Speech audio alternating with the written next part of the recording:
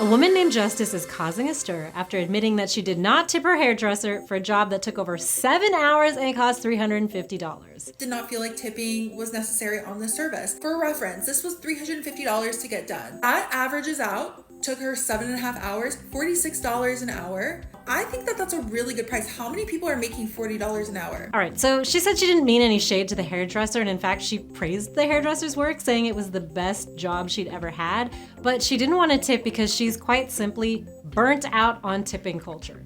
She says you're expected to tip everywhere you go now, from the coffee shop, getting a to-go coffee, or even at self-checkouts, and she's just quite simply tired of it. And I think a lot of people can relate to that.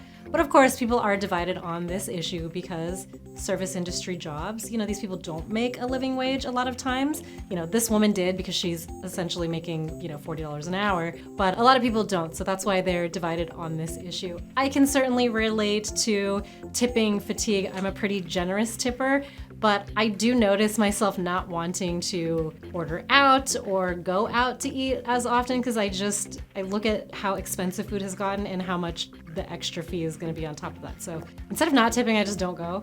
Yeah, I feel like it was only about 4 or 5 years ago that, you didn't tip as much, but then suddenly everyone started implementing the, button that's 10 to 5 to 15% because everything's digital now. So, tips are a bigger part of buying transactions at places. And naturally, there's going to be people that are against that. So here we are. Yeah, and unfortunately, a lot of people don't make a living wage, and so they rely on those tips. But as a consumer, it's very annoying when I go to a restaurant and you're already going to pay 20%, and then they say, we're going to charge you an extra 2% on top of that to pay for healthcare for our employees. It's like, dude, I'm paying for my own healthcare out of pocket because I'm not having an employer pay for it. So now I got to pay for theirs too?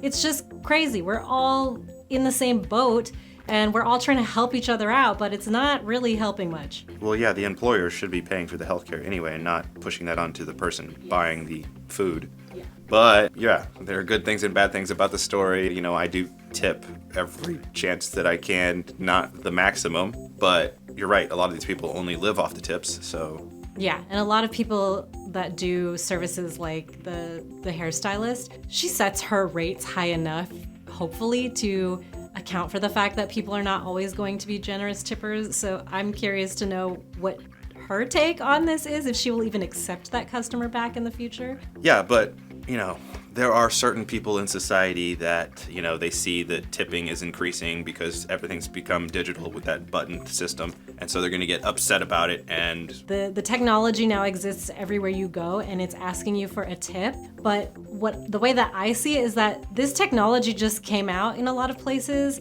And so it might be there just because that's how it's built and baked into payment service providing, platforms. So maybe it's not necessary that you have to tip everywhere you go, but it's just simply built into how they take their payments because it's something that's used across the board. So right. I think people can still apply the same things that they did before. Like if you're getting a coffee to go, I don't know that you are, considered a horrible person if you don't tip on top of that. Right. But if you go to a restaurant or you get a service somewhere, you should, of course, tip because that is customary. Yeah, and it is way more convenient for me, the customer, to just put my credit card into their little thing that they have instead of doing the paper back and forth and losing the card potentially. I also think it's great when I go to restaurants. Some of my favorite restaurants are the ones that they don't want you to tip because it's already included in the price.